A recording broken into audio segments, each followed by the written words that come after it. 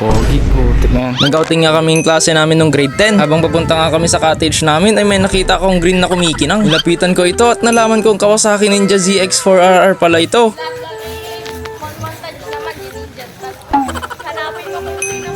Ayan, may mga tao nga dito malapit sa big bike kaya napatanong na ako kung sino may-ari. Kuya, sa inyo po yan? Yung, alam niyo po kung sino pong may-ari po? Kung sinong may-ari kuya? Nasaan po? Ay, nasa swimming pool po.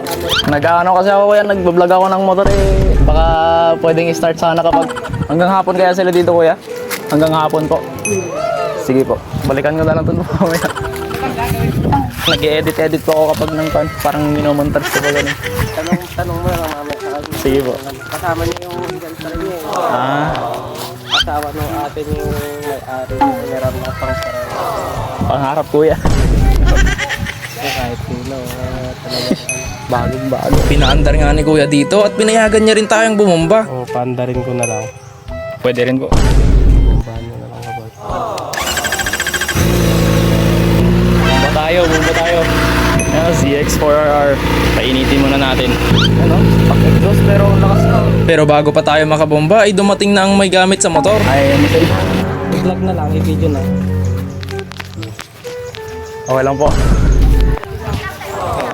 Yun lang. Nahiram lang din daw pala nila ito kaya syempre para naman ligtas din yung motor. Ngunit mabuti na lang at napayagan ulit tayong makibomba. Bago lang din po to. Oh. Ano?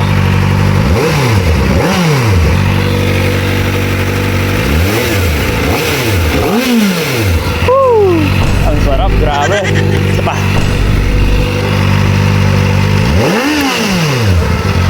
Sige kuya, okay na po yun.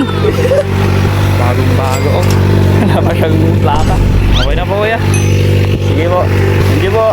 Walo. Sarap, grabe. Ayan, pumaldo na naman tayo sa araw na to. Salamat nga pala sa suporta nyo at nakuha na natin ang 1,000 followers. Road to 10,000 naman tayo mga bossing. Oh my God!